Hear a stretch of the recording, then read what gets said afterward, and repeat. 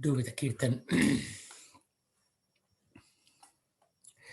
Jayo Jayo Sri Chaitanya Jayo Nityananda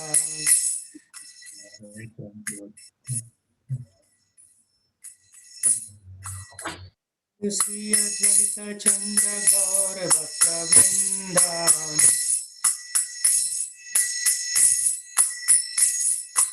Jayo Jayo Sri Chaitanya Jayo Nityananda Sri Advaita Chandra Jayo Gaura Bhakta Vrinda Hare Krishna Krishna Krishna Hare Hare Hare Ram Ram Ram Hare Hare Krishna Hare Krishna Krishna Krishna Hare Hare Hare Ram Ram Hare Hare Hare Krishna Krishna Krishna Hare Hare Hare Ram Hare Hare.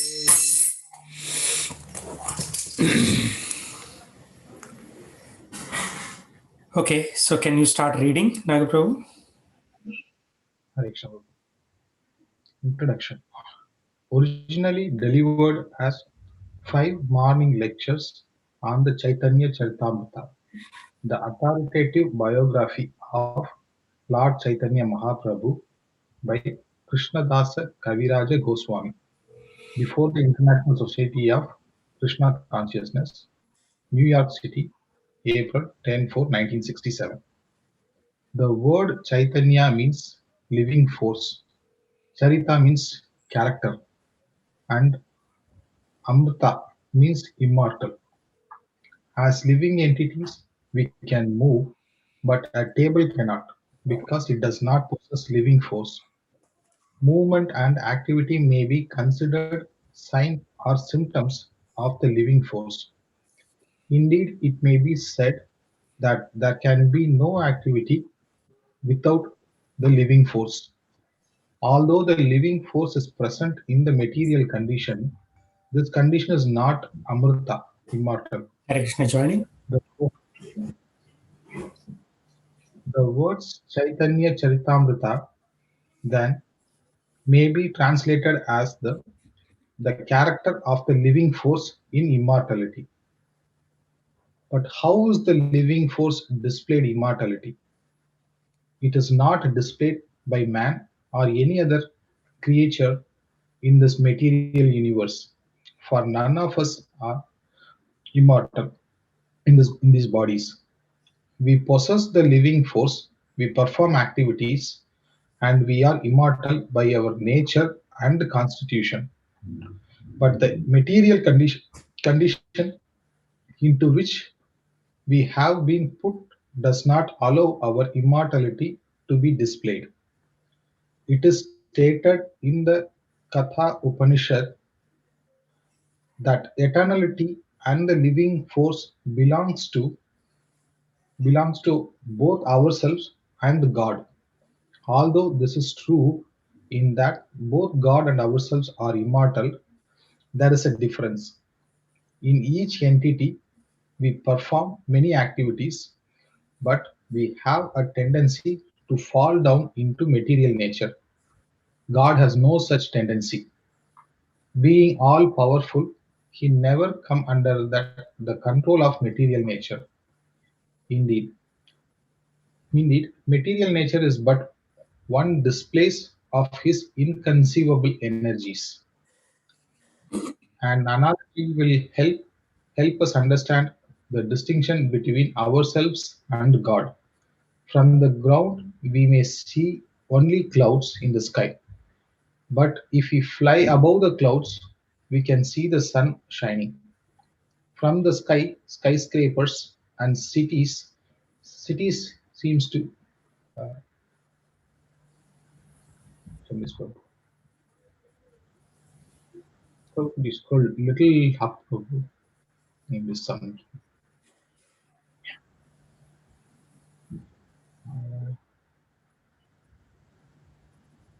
Sorry. Yeah. I got it. From the ground, we may see only the clouds in the sky, but if we fly above the clouds, We can see the sun shining from the sky. Skyscrapers and cities seems very tiny.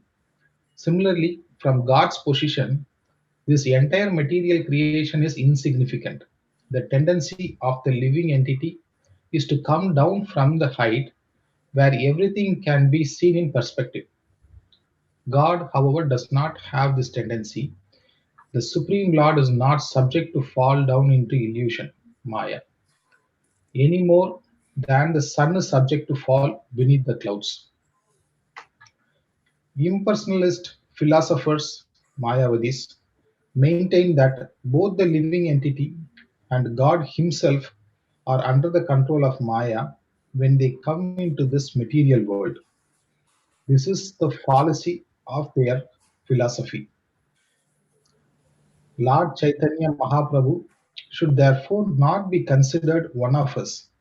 He is Krishna himself, the supreme living entity, and as such, he never comes under the cloud of Maya. Krishna is expansion, and even his higher devotees never fall into the clutches of illusion. Lord Chaitanya comes to earth simply to preach Krishna Bhakti, love of Krishna. In other words, he is Lord Krishna himself teaching the living entities the proper way to approach Krishna. He is like a teacher who sees a student doing poorly, takes up a pencil and writes, saying, "Do it like this, A, comma, B, comma, C, step by step." From this one, from this, one should not foolishly think that the teacher is learning his ABCs. Similarly, although Lord Chaitanya appears in these guise of a devotee, we should not foolishly think he is an ordinary human being. We should not always remember that Lord Chaitanya is Krishna. We should always remember that Lord Chaitanya is Krishna, God Himself, teaching us how to become Krishna conscious, and we must study Him in that light.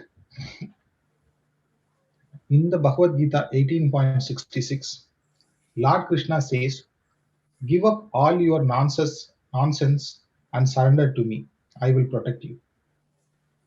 We say, "Oh, surrender, but I have so many responsibilities." And Maya, illusion, says to us, "Don't do it, or you will be out of my clutches. Just stay in my clutches, and I'll kick you."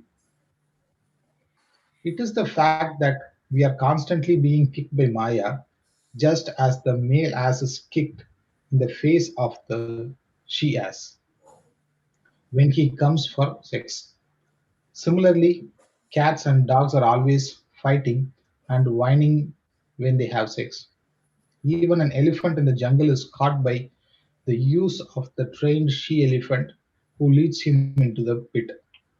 We should learn by observing these tricks of nature.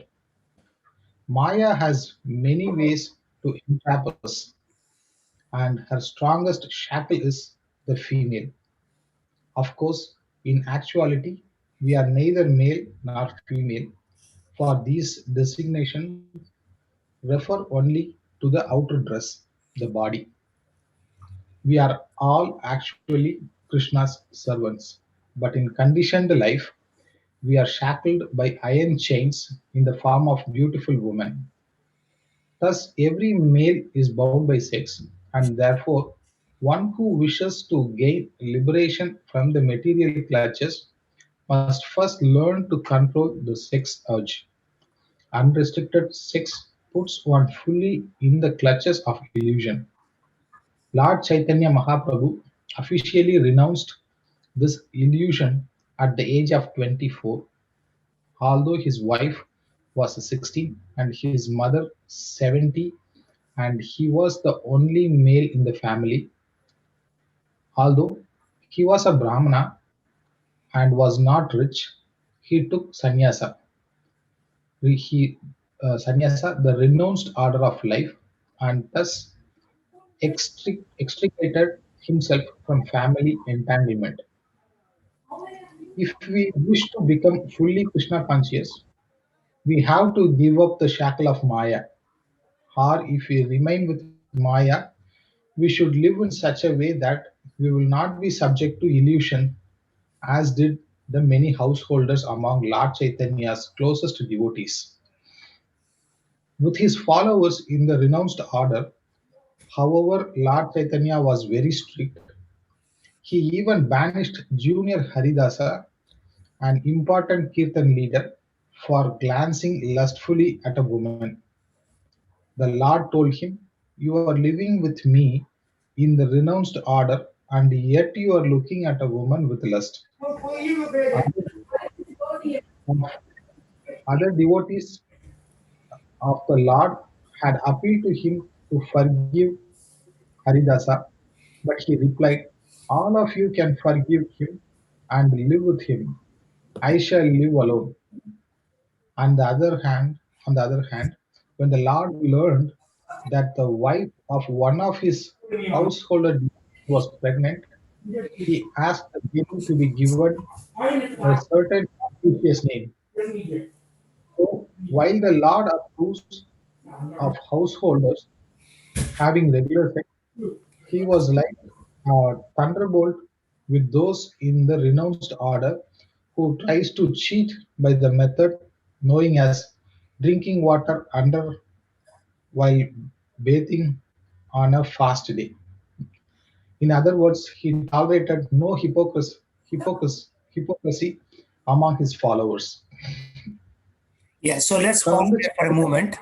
Yeah, these are very, very important points. So let's go over some of the points. So here, Maya actually, Krishna says in Bhagavad Gita, this is where the philosophy starts. Um, 1866, Krishna says, "Give up all your nonsense and surrender to me." Of course, he says, "Give up all kinds of dharma and surrender unto me." But Srila Prabhupada in this case translates it as nonsense because all those dharmas are from a bodily perspective, right? Whether I have to take care of the family, take care of society, take care of office. So when Krishna says in Bhagavad Gita, "Give up all your dharma," Prabhupada actually translates into nonsense. Why? Because it really doesn't help the soul. And he's saying, "And surrender to me, I will protect you." And then what we say, "Oh, surrender, but I have so many responsibilities, wife, kids, this, that." And Maya says to us, "Don't do it. Otherwise, you'll be out of my clutches." So, Maya, we are right now fully under Maya, right?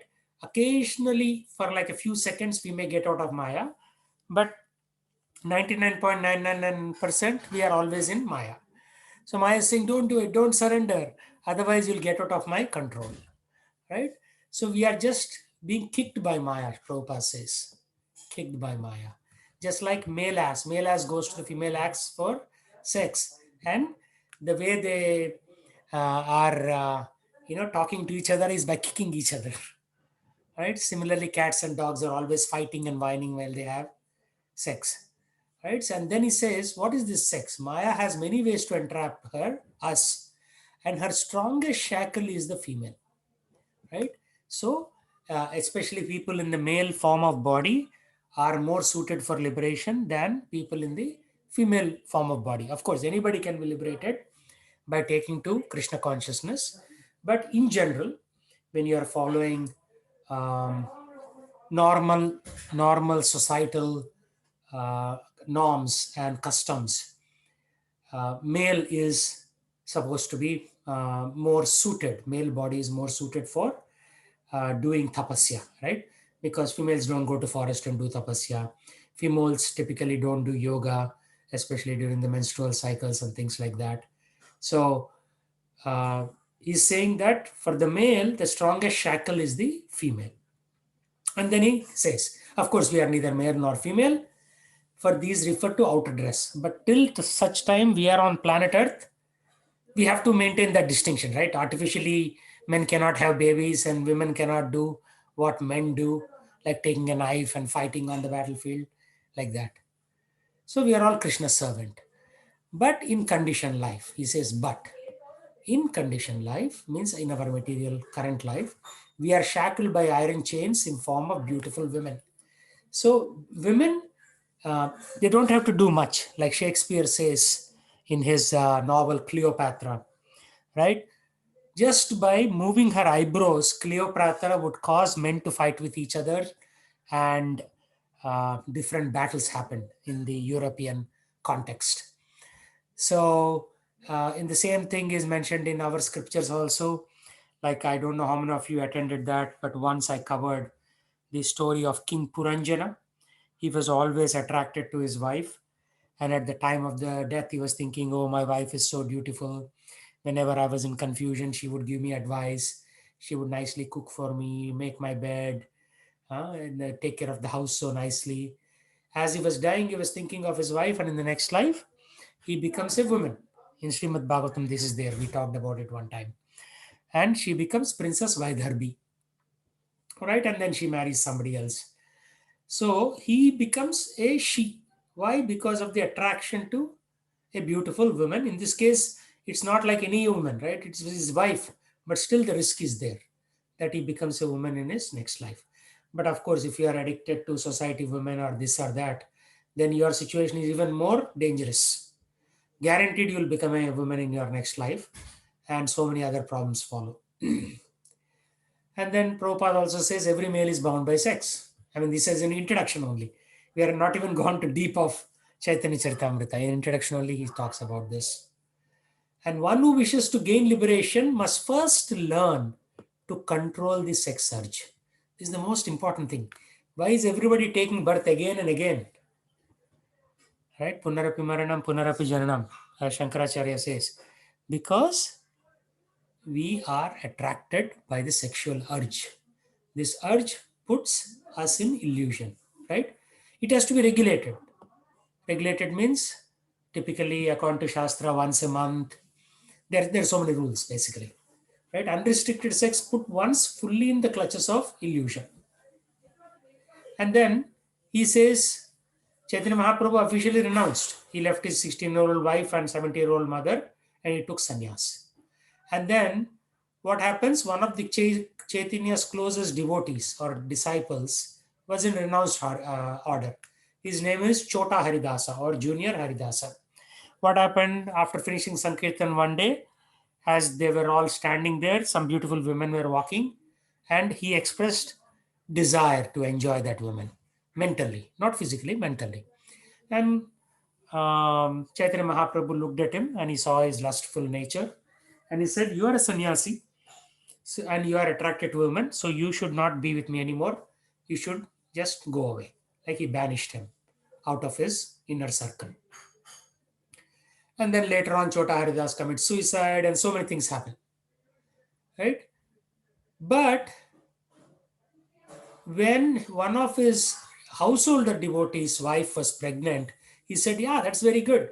Now we should give that baby an auspicious name."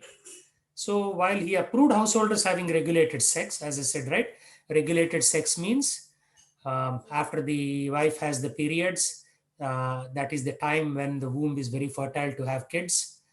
So you're allowed to have sex once a month with wife to have a good kid, right? And then how do you do that? You chant all day before having sex so that you invite good babies into the wife's womb. That way, you'll have good souls that you can train and make them devotees. Right now, what's happening? People are getting drunk in a bar and then they do that. And the babies born are all demons. Why? Because they're not in that right consciousness, right? So they attract the negative kind of souls.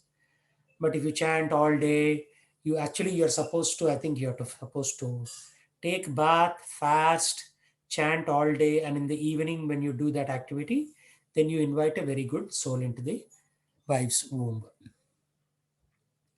So you notice the term invite. So you're actually inviting, "Oh, dear sage, come and be my child." Like that, you invite a very good soul to have a baby.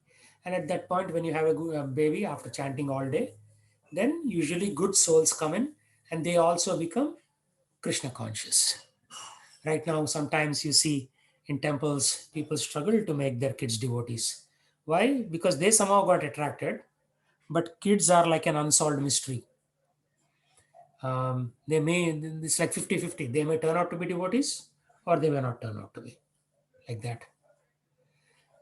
So, renounced order, sannyas, once you take means done. So drinking water underwater means somebody who's thirsty on a fasting day, he'll go to Ganges to take bath, and he will bend, and inside the water when nobody is watching, he'll take some sips. That is called drinking water underwater. So he never tolerated this kind of hypocrisy. Okay, so Sarvana, can you read this from this paragraph on? Yes, Prabhu. From the Chaitanya Charitamrita, we learn how Lord Chaitanya taught people to break the shackles of Maya and become immortal.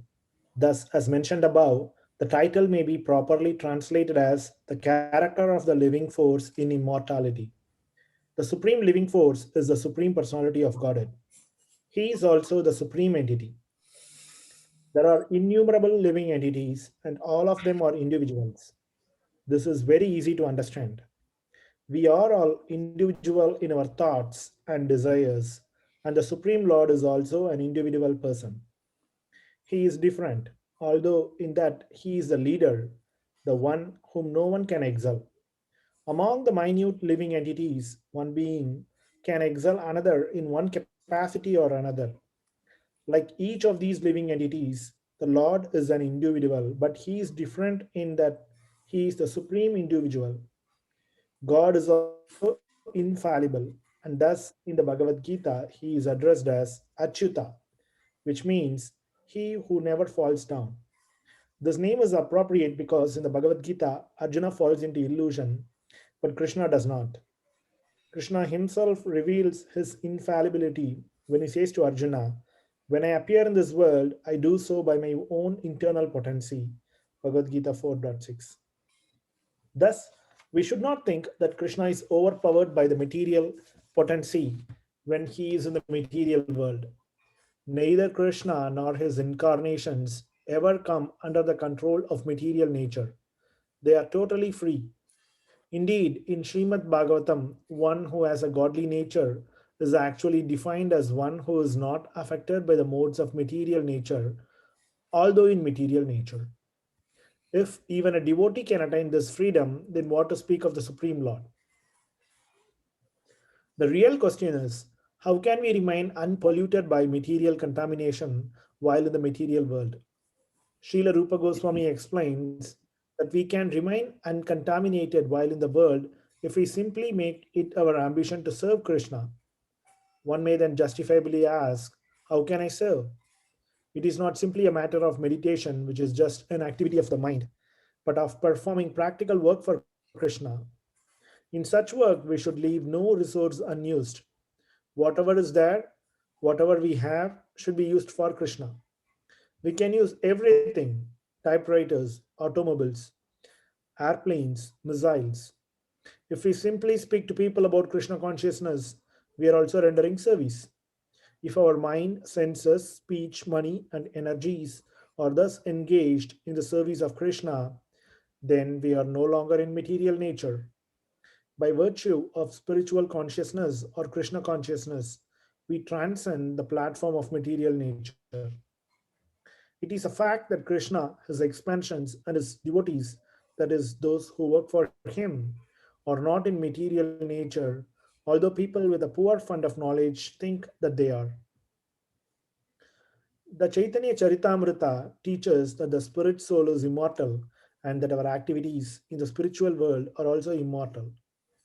The Mayavadis, who hold the view that the absolute is impersonal and formless, contend that a realized soul has no need to talk. But the Vaishnavas, devotees of Krishna, contend that when one reaches the stage of realization, he really begins to talk.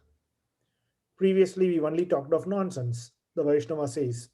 Now let us begin our real talks, talks of Krishna.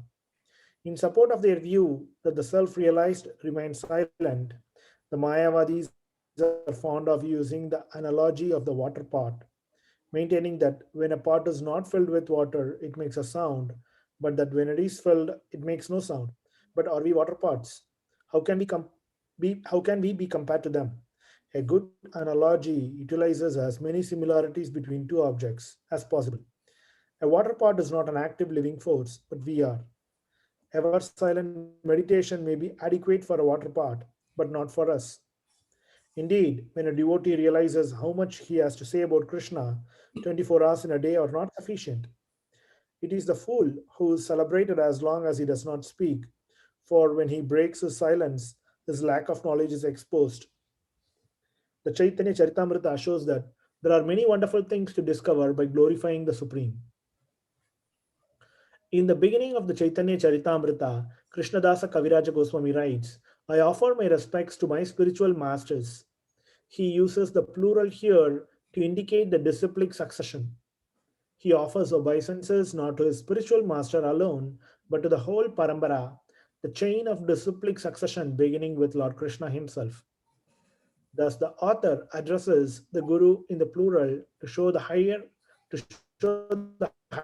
highest respect for all his predecessor spiritual masters. After offering obeisances to the disciplic succession, the author pays obeisances to all other devotees, to the Lord Himself, to His incarnations, to the expansions of Godhead, and to the manifestation of Krishna's internal energy. Lord Chaitanya Mahaprabhu, sometimes called Krishna Chaitanya, is the embodiment of all of these. He is God, Guru, devotee, incarnation, internal energy, and expansion of God. As his associate Nityananda, he is the first expansion of God. As Advaita, he is an incarnation. As Gadadhara, he is the internal potency. And as Srivasa, he is the marginal living entity in the role of a devotee.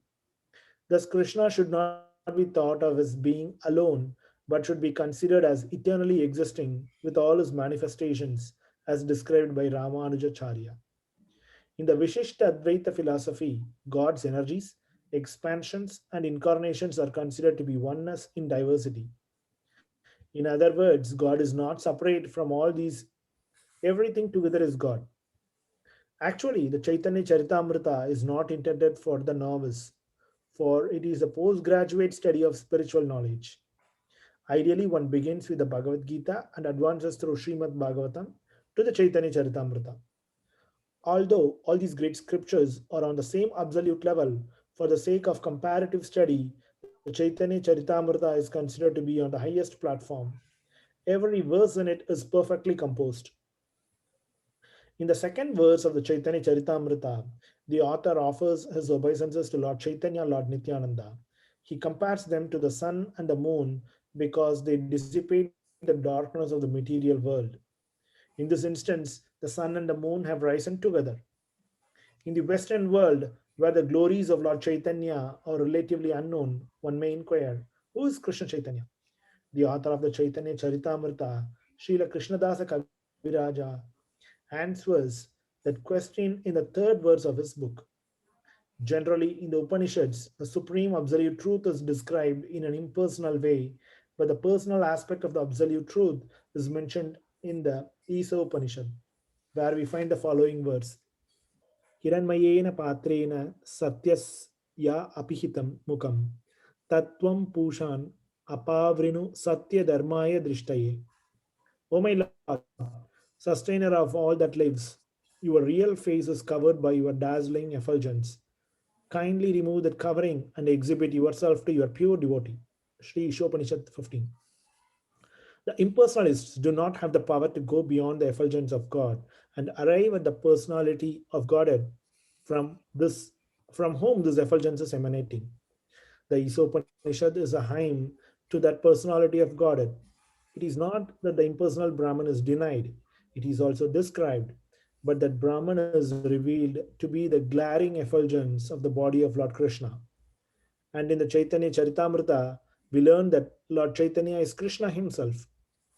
In other words, Sri Krishna Chaitanya is the basis of the impersonal Brahman, the Paramatma Super Soul, who is present within the heart of every living entity and within every atom of the universe, is but the partial representation of Lord Chaitanya. Therefore, Sri Krishna Chaitanya, being the basis of both Brahman and the all pervading Paramatma as well, is the supreme personality of Godhead. As such, he is full in six opulences wealth, fame, strength, beauty, knowledge, and renunciation.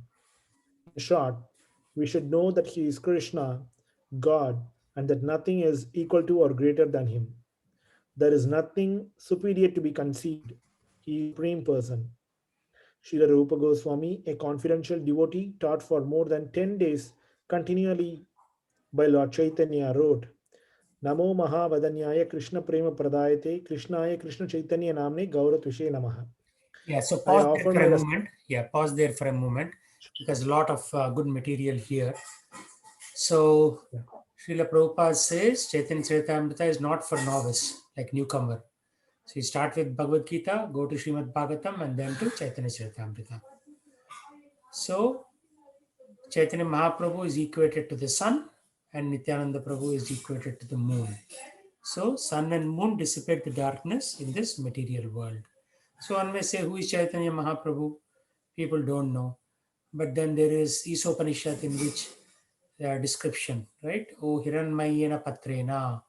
So the real face of the Supreme Lord is covered with a veil, like a very thin cloth. And the devotees are playing, kindly remove this covering and exhibit yourself to the pure devotee. Like that. So Ishvara Parishad is a hymn to the personality of Godhead. It is not that the impersonal Brahman is denied. So impersonal Brahman is also acknowledged, but real thing is the personality of Godhead. Right? So God is a person. A lot of people think he's just energy. So we should learn that Lord Prabhu, I Chaitanya. have a question in this. I'm Hare sorry. Krishna, Prabhu. Prabhu, so why uh, Prabhu, why Chaitanya Mahaprabhu is not well known in the southern part of India, but now he is known very much, but previously he is not very well known, right? But for example, Rama and Krishna are well known throughout India. Is there any reason for it? Uh, I don't specifically know because Chaitanya Mahaprabhu traveled from Bengal to Orissa. He lived in Orissa for something like Yes. 17 years, serving in the Jagannath Baladev Subhadra temple in Jagannath Puri. Then he walks through, Orissa, Srikakulam, Vishakhapatnam. Then he comes to Godavari, and there he meets Ramananda Rai, who is like the local, representative of the ruler, like a tax collector, Ramananda Rai. They sit together and discuss what is the superior mantra. They come to the conclusion Hare Krishna mantra is the best. They discuss what is the highest level of service. So they discuss various levels like Hanuman, they discuss various devotees, but then they finally come to the conclusion the highest is the worship of gopis to Krishna. And then he comes into Tamil Nadu, then he goes into Kerala, then he actually goes also into Maharashtra, where he meets Tukaram. I don't know if he meets him in person or in the dream. So Chaitanya Mahaprabhu traveled all over. It's a mystery Yeah. why he is not well known, right?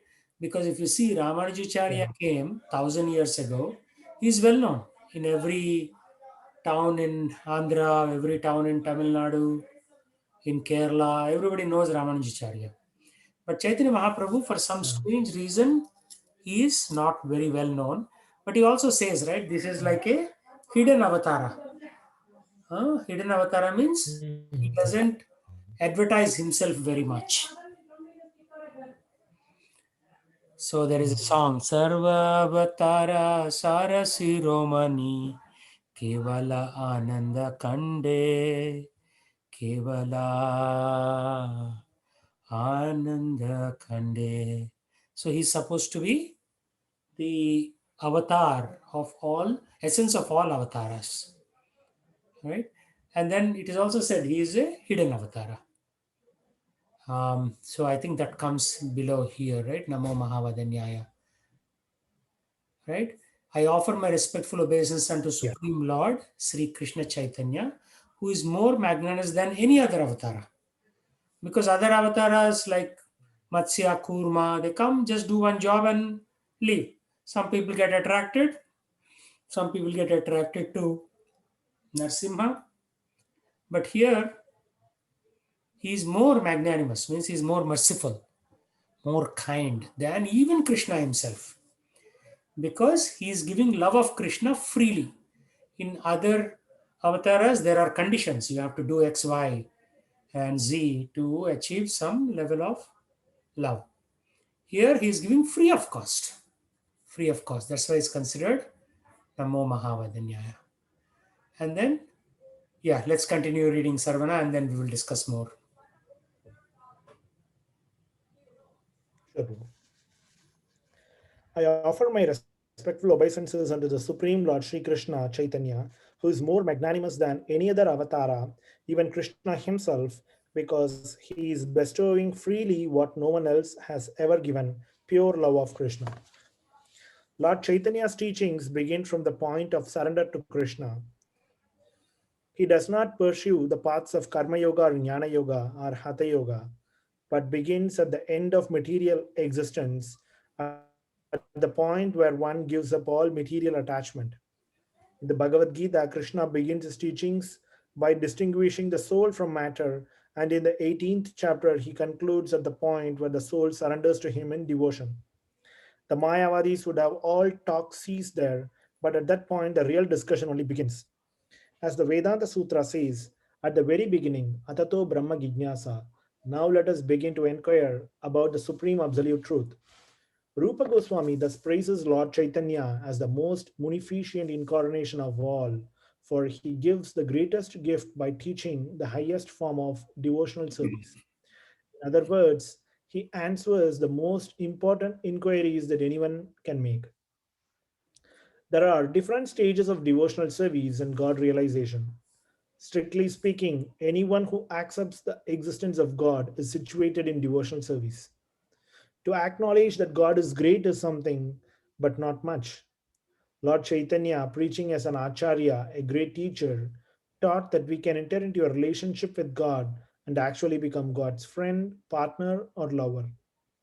In the Bhagavad Gita, Krishna showed Arjuna his universal form because Arjuna was his very dear friend.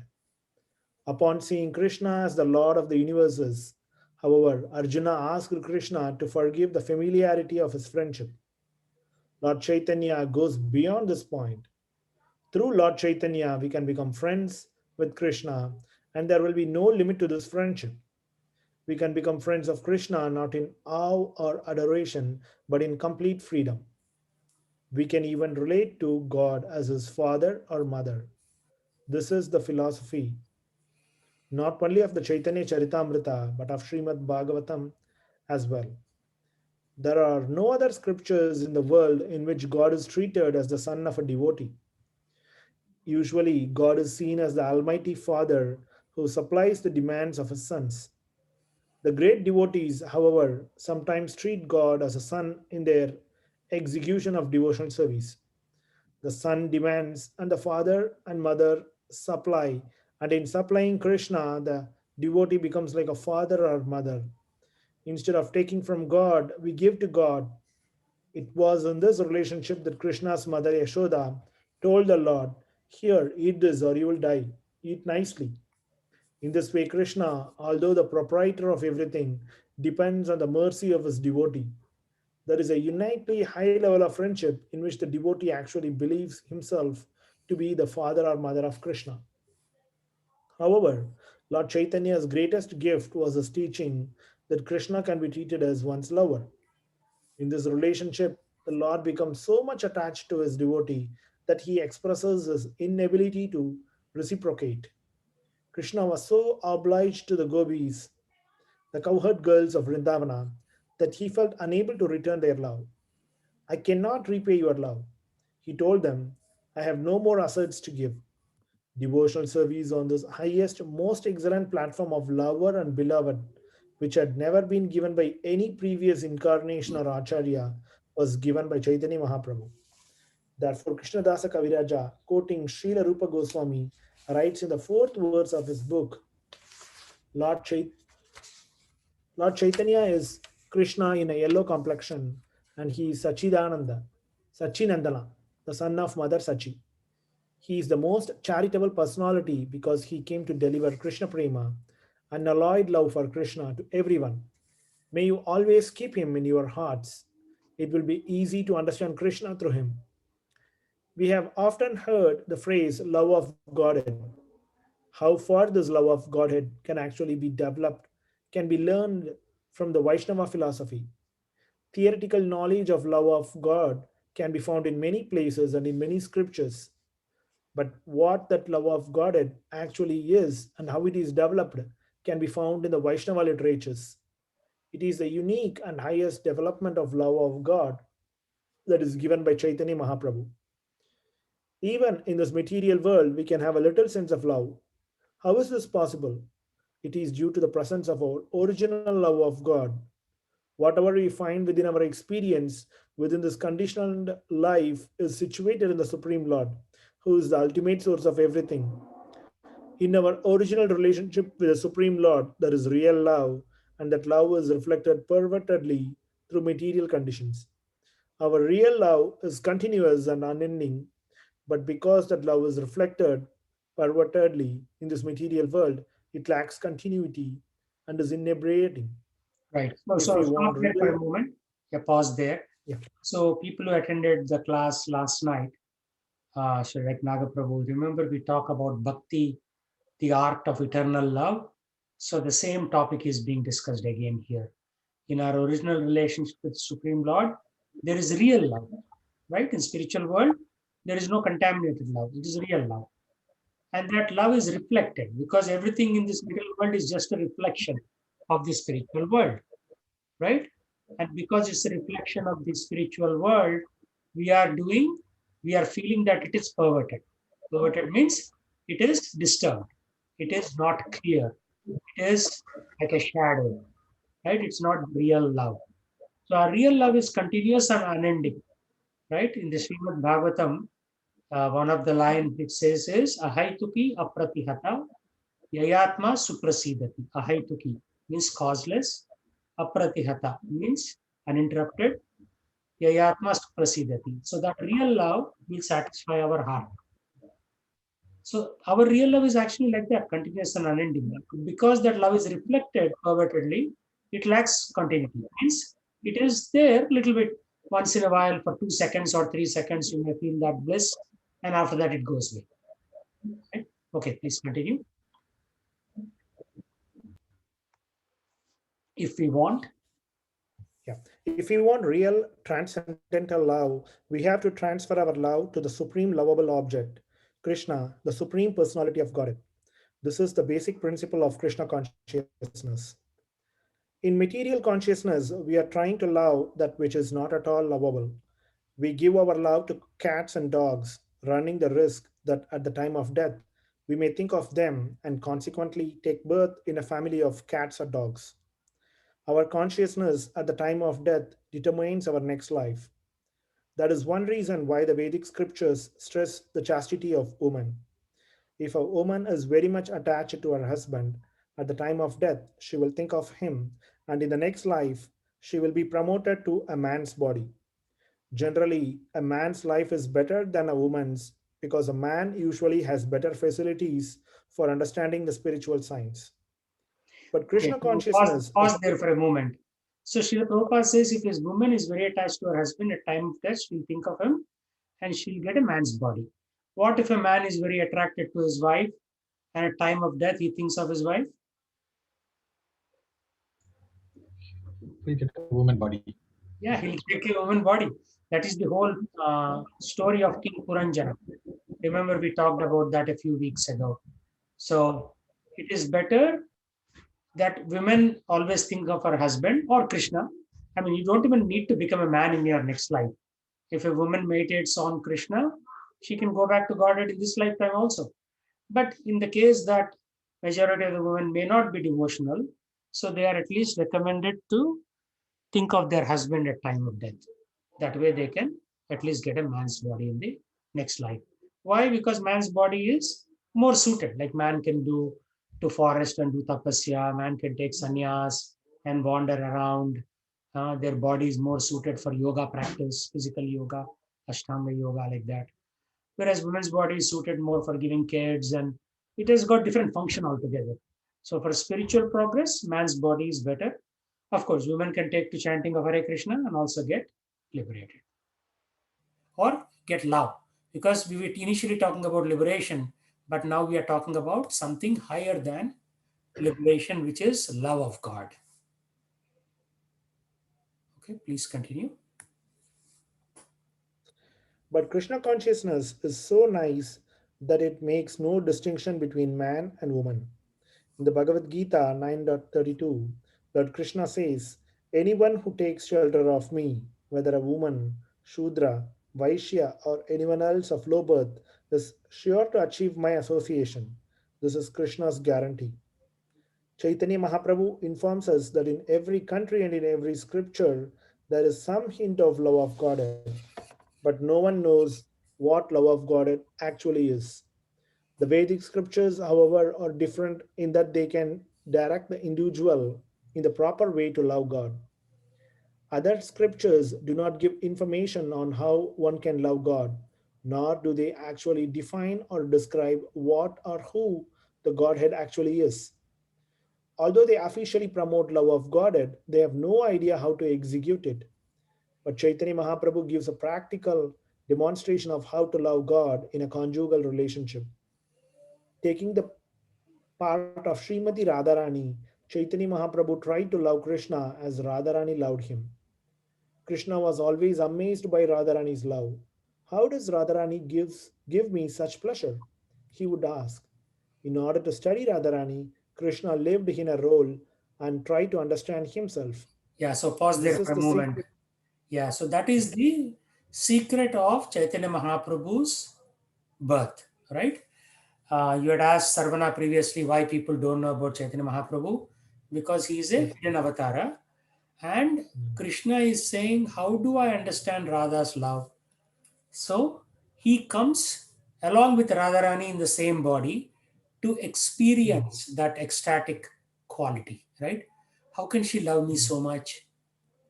He cannot even comprehend. So he comes in the same body, like Radha Krishna Ekatanu hai. Means Radha and Krishna come in one body, and so that in the form of Chaitanya Mahaprabhu, he can experience Radha's love. Yeah, continue. Chaitanya Mahaprabhu is Krishna, but he has taken the mood and role of Radharani to show us how to love Krishna.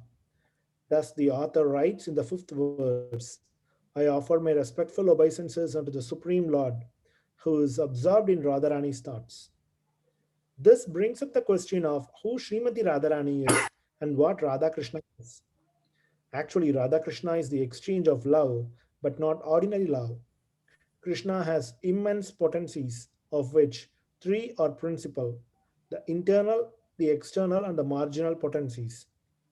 In the internal potency, there are three divisions: Samvit, Hladini, and Sandhini. The Hladini potency is Krishna's pleasure potency. All living entities have this pleasure seeking potency, for all beings are trying to have pleasure.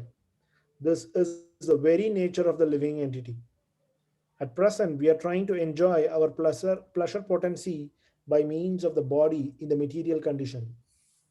By bodily contact, we are attempting to derive pleasure from material sense objects. But we should not entertain the nonsensical idea that Krishna, who is always spiritual, also tries to seek pleasure on this material plane. In the Bhagavad Gita, Krishna describes the material universe as a non permanent place full of miseries. Why then would he seek pleasure in matter? He is the super soul, the supreme spirit, and his pleasure is beyond the material conception. Yeah, so pause there for a To moment. learn, Yeah, pause there.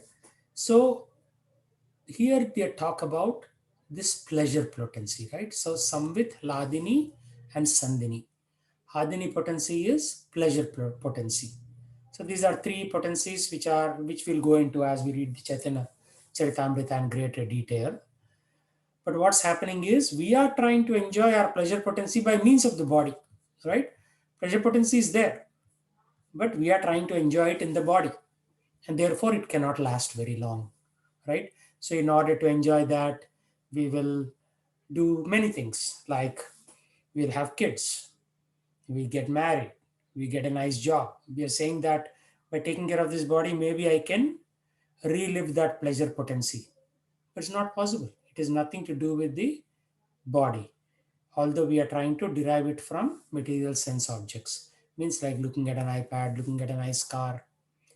So we should not entertain the nonsensical idea that Krishna is also in the material plane.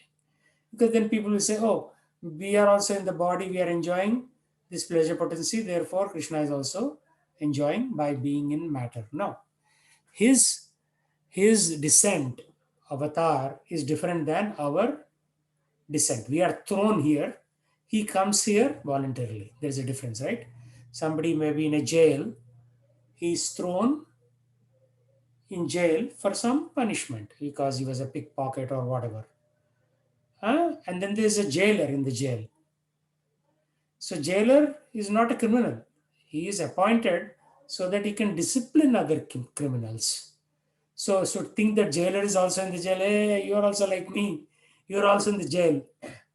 Except the jailer says, at evening 5 o'clock I can go home, but you can never go. You are stuck here in the jail for whatever, 15, 18, 20 years. That's the difference, right? So his pleasure is beyond the material conception, which means we cannot really understand that pleasure. We are trying to understand that pleasure through the body, and we are miserably failing. We may get like 1 second, 2 second of bliss, and again it goes away. Right? We get that. We get a little, Krishna will give a little trailer, right? Just to tease you. Okay, then you say, wow, the last 1 second when I was singing Kirtan, I felt this amazing ecstasy. And then it went away like that, right? Okay, Sudhakar, are you still there?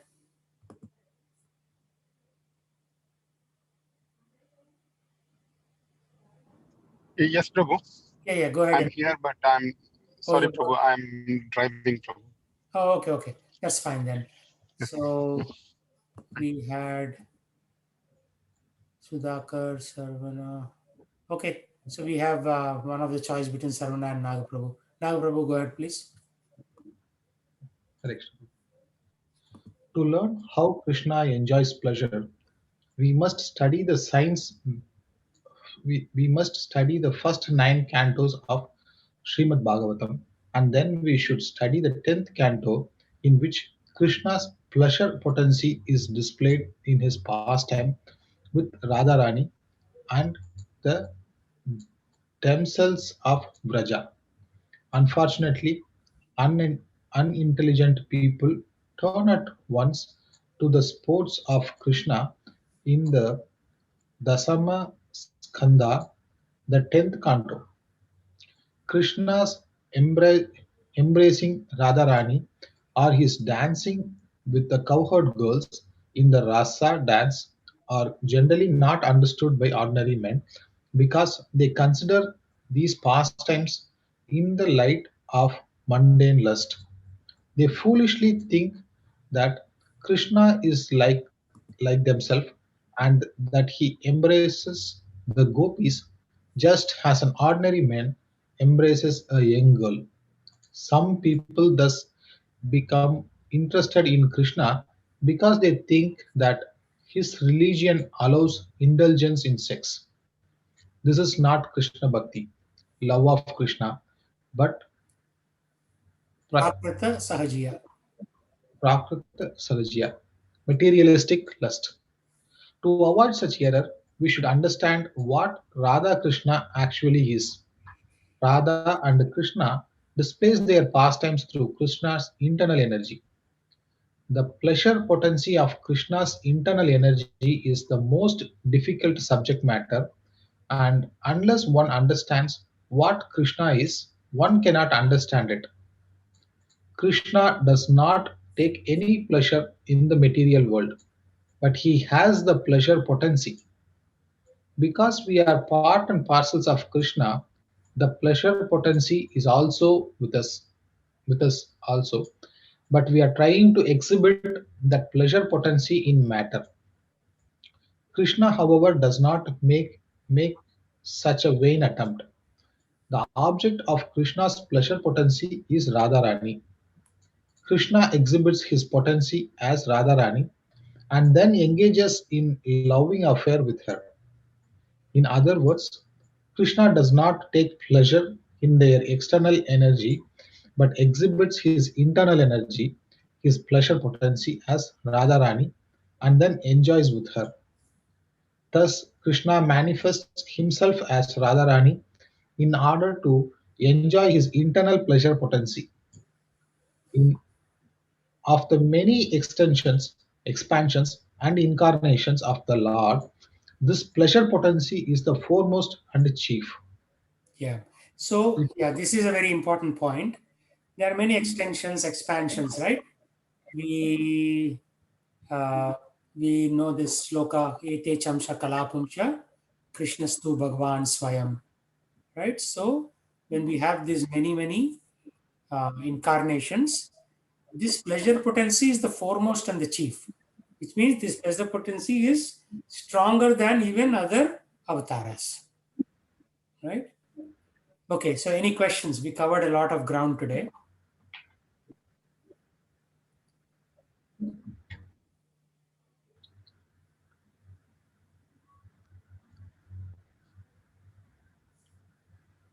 Okay. If not, then we will see you next week. Thank you very much. Hare Hare Krishna, Prabhu. Hare Krishna.